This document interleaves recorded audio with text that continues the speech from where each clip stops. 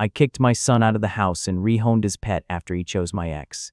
Now, all my entitled children have gone NC with me, and even my minor daughter refuses to come to my house. I'm using a throwaway because I'm fairly sure at least one of my sons scrolls here, and I don't need this circling back to me before I've had a chance to think it through. I'm 45, divorced with 3 kids, 2 boys, 19 and 18, and a daughter who's 17. For years, we had a system that worked. The kids split time between my place and their mums, week here, week there. It wasn't perfect, but it was consistent, and I thought it gave them some balance. At least, that's how I saw it. My oldest graduated high school in 2023. He's in college now, but decided to stay with his mom over the summer. I didn't push it. He said it made more sense with his job and friends being closer to her place. Fine. He's an adult, technically. I let that one go without making it into something bigger. My younger son graduated this past June. Literally within a couple days of graduation, I sat him down. I told him things were different now. He's 18, done with school, and the back-and-forth arrangement doesn't make sense anymore. I said he needed to decide where he was actually going to live, not visit live. I gave him a deadline, July 1. I didn't think that was unreasonable. It gave him a couple of weeks. He knew the situation, knew the expectations. I wasn't asking for anything complicated, just a decision. July 1st came and went. No answer, no conversation, no text, no call. Nothing. Not even the idea that he might choose his mom's place, but the lack of response, like it didn't matter enough to even acknowledge. So the next morning, July 2nd, I acted. I got up early and started going through their rooms. Both boys still had full setups here. Beds, clothes, old school stuff, random junk they'd accumulated over the years. I grabbed trash bags, boxes, and whatever I had and started packing. Clothes, shoes, books, electronics, posters, everything. I didn't sort, I didn't organize, I packed. Then I moved it all outside, front yard. Lined it up along the driveway. It looked like someone had just moved out in a hurry. I texted both of them once I was done, told them their stuff was outside and they needed to come get it. The replies came fast after that. What do you mean, our stuff is outside? Why did you do that? I told them straight, if they were choosing to live with their mother, then their things would go with them. I wasn't going to keep holding on to their belongings like this was still some shared arrangement. They pushed back, said they hadn't chosen anything yet. That I didn't even give them time. That part irritated me. I did give time. I gave a deadline. They ignored it. One thing I made sure to include was my younger son's snake. He's had it for a couple years, keeps it in a tank in his room. Not my favorite thing, but it was his responsibility. I packed that up carefully and told him to take it with him. That's when he started arguing again, said he couldn't bring it to his mom's because they already have a dog and 2 cats. I told him that wasn't my problem, it's his pet. It goes where he goes. It took both of them multiple trips to get everything. 3 trips each, actually. Their cars were packed full every time they pulled out. I stayed inside for most of it, didn't feel like turning it into some drawn-out conversation on the driveway. Once it was all gone, the house felt different. Quieter, obviously, empty in a way it hadn't before. My daughter's still here half the time, but it's not the same energy. I didn't have long to sit with that before my phone rang. It was their mother. She didn't ease into it. The first word out of her mouth was that she was livid. Her tone made that pretty clear without the word, but she said it anyway. She went off about how she doesn't have space for all their things, that they already have stuff at her house because of the back and forth over the years, that I basically dumped an entire second household onto her without warning. I told her the same thing I told the boys. They live there now, so their stuff belongs there too. She kept pressing, asking where exactly she's supposed to put everything. Saying her garage is already full. The shed isn't meant for storage like that, and the house doesn't have room for it. I pointed out that there is a shed and a garage. That's storage space. That's what it's for. She didn't like that. Then she switched topics and brought up the snake. Said I had no right to send a live animal into her house without even asking her. I told her it's our son's pet, not mine. If he lives with her, the pet goes with him. I'm not keeping it. That's when she called me an arse the first time. Then again, a second time, louder, after I repeated myself. She kept saying I don't get to dictate how she uses her house or her storage, that it's not my place anymore. I said it used to be my house too, which, yeah, maybe not the strongest argument, but in the moment it felt relevant. That didn't land well either. Eventually she backed off a little. Said she loves the boys and she'll help them figure something out, but that doesn't mean she agrees with anything I did. I told her she doesn't have to agree. If they're living with her, then the responsibility comes with it. That includes their belongings. She hung up after that. Since then, it's been quiet from both sides. The boys haven't said much beyond a couple short texts. Nothing confrontational, just distant. My daughter hasn't really weighed in either, but I can tell she's paying attention. I've been sitting with it, replaying everything. The deadline, the silence, my reaction. Part of me feels justified. I set a clear expectation, and it was ignored. I followed through. I didn't yell, didn't drag it out. I made a decision and acted on it. But there's another part of me that keeps coming back to how it actually looked. Their stuff is in trash bags on the lawn. The rush of it. The fact that I didn't give them even one more nudge before going that far. And yeah, the snake. I know that was a sticking point. I don't think I'm wrong about the principle. If they're adults and choosing where to live, then the split life setup ends. That makes sense to me. What I'm less sure about is the way I handled enforcing it.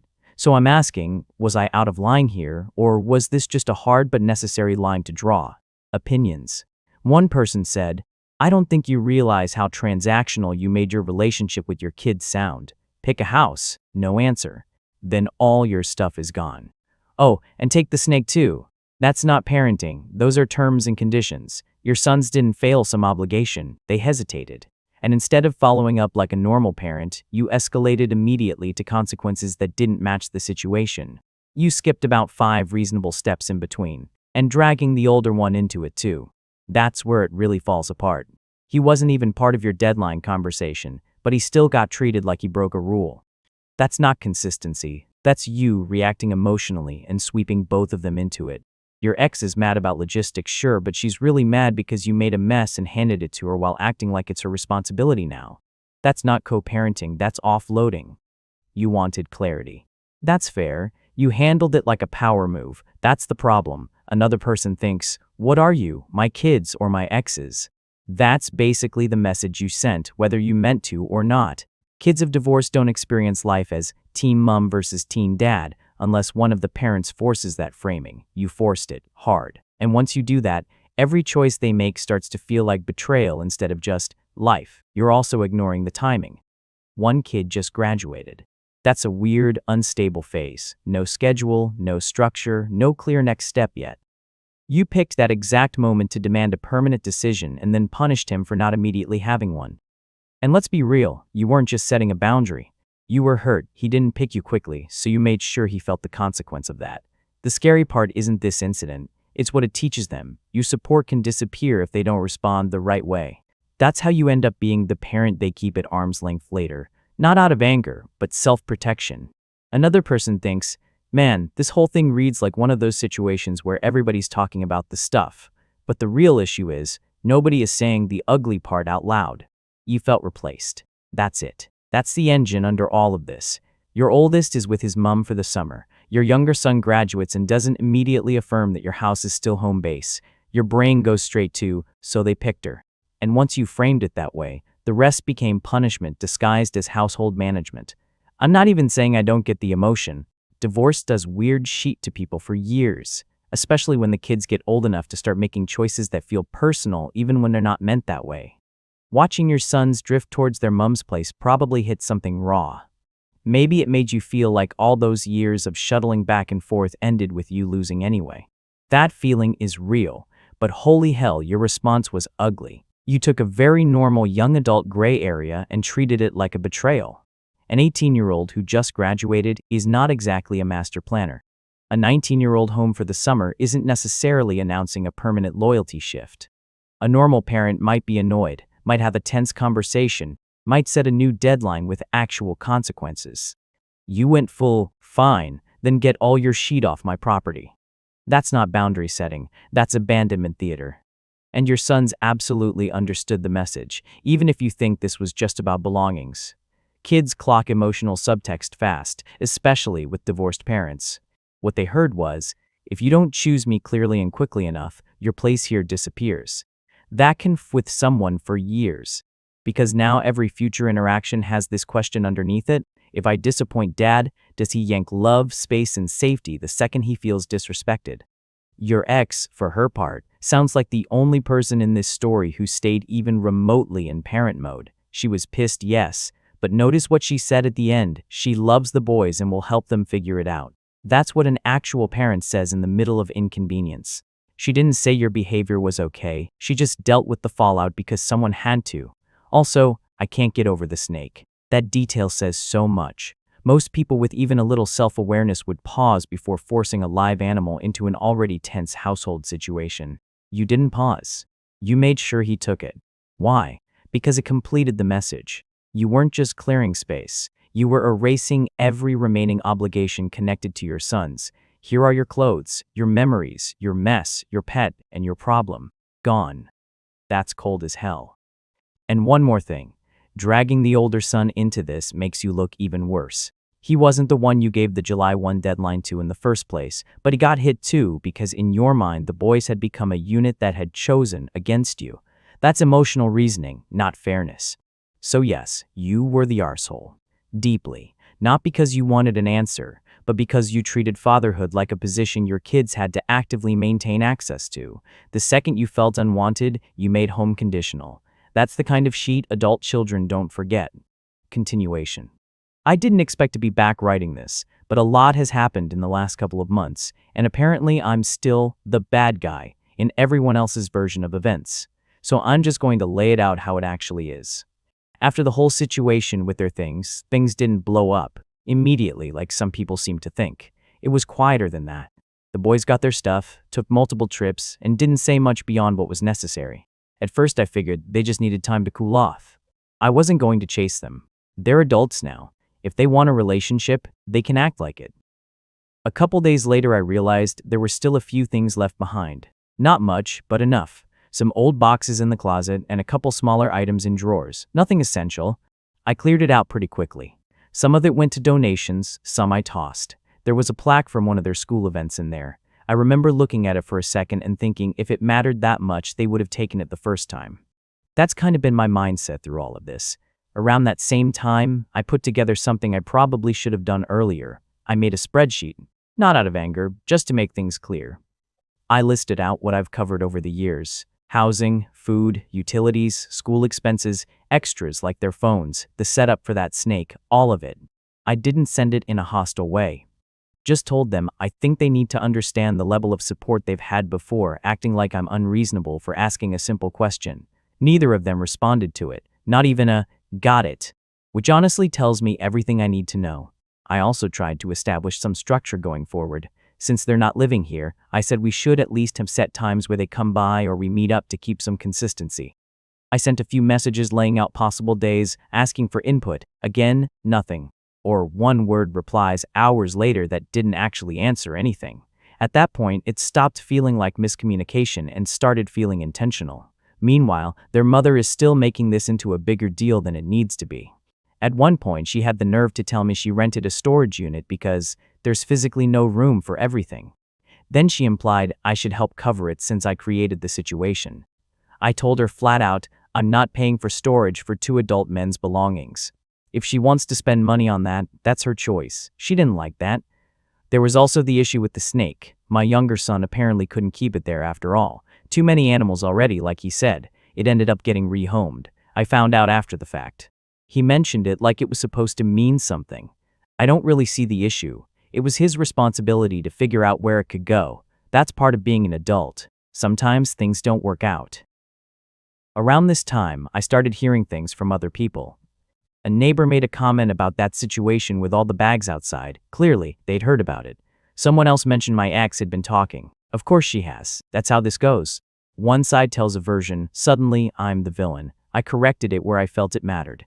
I told people exactly what happened. I gave a deadline, it was ignored, and I acted. Simple. Not everyone agreed, but I'm not here to win popularity contests. What really shifted things was my daughter. She had been quiet through all of this, just going back and forth like usual.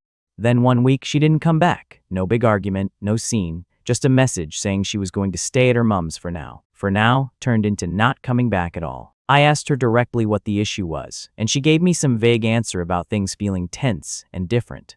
I told her nothing has changed unless she's choosing to make it that way. She didn't argue, just stopped engaging, so at this point, all 3 of them are over there. Not officially, not in any legal sense, but practically speaking, yes. And before anyone jumps to conclusions, I did try to reach out.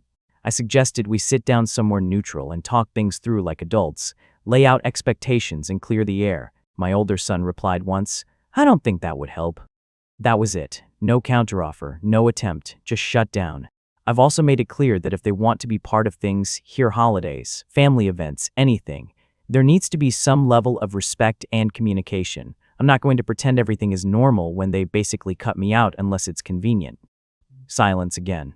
At some point you stop repeating yourself, so that's where things stand now. The house is quiet. Their rooms are cleared out. I've repurposed the space. Life goes on. Do I think they'll come around eventually? Maybe, maybe not. But I'm not going to sit here acting like I did something unforgivable because I expected basic accountability. Everyone keeps framing this as me losing my family. That's not how I see it. If anything, this has made things clearer. They made their choices. I made mine. And if they want to treat me like I'm disposable because I didn't play along with this half-in, half-out arrangement forever, that says more about them than it does about me. I'm still here. I didn't walk away. If they decide at some point they want to act like adults and have an actual relationship, they know where to find me. Until then, I'm not going to chase people who clearly don't value what I've done for them. People keep saying, "I'll regret this later." Maybe. But right now, all I see is a lot of noise from people who weren't the ones being ignored in their own house. And honestly, if this is how they handle things, maybe the space isn't such a bad thing after all. Follow-up. I didn't think I'd be back here again, but apparently things can still get worse depending on who you ask. Personally, I don't think anything has actually changed in terms of what I did. What's changed is how everyone else is choosing to act about it. It's been a while since the last time I wrote, and the situation hasn't resolved like some people insisted it would. No one came around. No apologies. No sudden realization for my kids that maybe I wasn't the unreasonable one. If anything, things have gotten colder. One of the first things that really stood out to me happened when I was filling out some paperwork through work.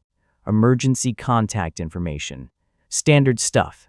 I realized I didn't have anyone current listed anymore, so I figured I'd just put one of the boys down. Made sense to me. Later that week, I got a call from HR asking me to double-check it because apparently the number I listed requested to be removed. I asked what that meant exactly, and they said the person I listed said they shouldn't be contacted in that capacity.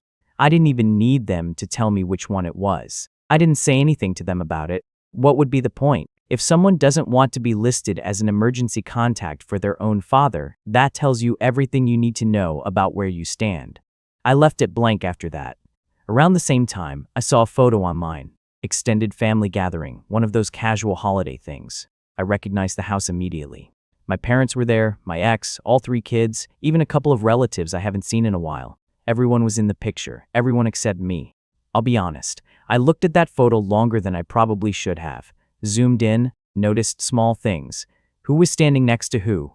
My daughter is leaning slightly into her mother. My son's off to the side but still there, still included. People looked comfortable. I didn't comment on it. Didn't reach out. If they didn't think to invite me, I'm not going to beg for a seat at the table that used to be mine. Work hasn't exactly been a great distraction either. I've tried spending more time there, talking to people more, staying later sometimes just to avoid sitting in an empty house. It's not the same. People have their own lives. Conversations don't go anywhere. You can tell when people are just being polite versus actually wanting to engage. A couple of guys I used to grab drinks with after work have stopped asking. Or maybe they didn't stop. I just wasn't included this time. Hard to say. I mentioned some of what's been going on to one of them a while back, just in passing, and the reaction wasn't what I expected. He didn't outright say I was wrong, but there was this pause, like he didn't know what to say next. Conversation shifted pretty quickly after that. Since then, it's mostly surface-level stuff. Weather, work, nothing real. I've also tried, more than once, to address things directly with my daughter. Not in a confrontational way, just trying to make sure she understands what actually happened instead of whatever version she's been hearing. I told her clearly. I gave her brothers a simple expectation. They ignored it, and I followed through. That's it. No dramatics, no exaggeration. She didn't argue with me, didn't raise her voice or defend them. She just listened, nodded a little, and then said she didn't want to be in the middle. That's been her line every time since, which, to me, feels like a way of avoiding the truth. I also made the mistake, apparently, of stopping by their mother's house one afternoon. I had a reason. There were still a couple things I thought might have been left behind, and I figured it would be easier to just grab them than go back and forth over messages that don't get answered. I knocked. One of my sons opened the door. The reaction wasn't hostile. That's almost worse. It was guarded. Like I was a stranger. I explained why I was there. He said he'd check. I ended up standing there for a few minutes while he went inside. I could hear voices and movement, but no one came out. Eventually he came back and handed me a small box. Said that was all they found. No invitation inside. No conversation. Nothing. I left. That whole interaction stuck with me more than I expected, not because of what was said, but because of what wasn't. There's a level of distance there now that wasn't there before, not even during the divorce. At some point, I decided I needed to make things clear one last time. I sent a message to all three of them. I said if they want a relationship with me going forward, there needs to be mutual respect, communication, and some acknowledgement of how this situation was handled. I said I'm open to moving forward, but not to pretending none of this happened. I thought that was reasonable. My oldest replied a day later, I think it's best if we keep things as they are for now. That was it. My younger son didn't respond at all. My daughter read it and didn't say anything. So that's where we are. And before anyone twists this, I'm not cut off. I didn't block anyone. I didn't tell them not to contact me. The door is there. They're choosing not to walk through it. I've also heard, indirectly, that something I posted made its way back to them. I didn't mention names. Didn't call anyone out specifically. Just said something along the lines of how people don't owe their adult children endless support if there's no respect in return. Apparently that was enough. If that's all it takes for them to distance themselves further, then again, that says more about them than it does about me. I know how this looks from the outside. I'm not blind to that. But I also know what actually happened. I didn't abandon anyone. I didn't cut anyone off. I set a boundary, and instead of meeting it, they all stepped back at the same time. If that's the kind of relationship they want, with me kept at a distance unless it's convenient, then I'm not going to chase after it. Would things be different if they just answered me before July 1? Probably. But they didn't. And I'm not going to rewrite everything now just to make everyone else comfortable. People keep acting like I'm the one who lost everything here. I don't see it that way. I still have my house, my routine, my life. They're the ones who chose to step away from it. If they ever decide they want to fix that, they know where I am. Until then, I'm done explaining myself. Analysis. What's fascinating here isn't just that this guy blew up his relationship with his kids, it's how cleanly he rewrote the story in his own head to survive it. Look at the pattern. Every moment where emotion should exist, he replaces it with structure. Deadlines instead of conversations, spreadsheets instead of reflection, expectations instead of relationships. That's not just being strict, that's emotional outsourcing. He's turned parenting into a system because systems don't reject you. People do. And that's the part most people miss. This isn't really about control in the loud, obvious sense. It's about control as a defense mechanism against ambiguity. His kids didn't answer by July 1, not because they made a clear choice, but because they didn't. That gray area is what he couldn't tolerate, so he collapsed it into something binary. They chose their mother. That allowed him to act decisively and avoid sitting in uncertainty. A lot of people think his biggest mistake was the trash bags. It wasn't. That was just the visible symptom. The real turning point was the moment he interpreted silence as betrayal instead of confusion. Once he made that leap, everything else became inevitable. Notice how he keeps insisting, I didn't cut them off. Technically he's right, but psychologically he made belonging conditional. He shifted from, this is your home, to this is your home if you meet my terms. Kids, especially in split households, are extremely sensitive to that shift. They don't argue it. They withdraw from it, and the withdrawal is what's breaking him now.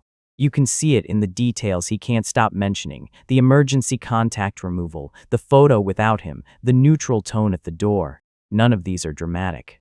There's no screaming, no confrontation, no big betrayal moment. Just quiet, consistent exclusion. That's what he wasn't prepared for. Because of conflict, he can handle it.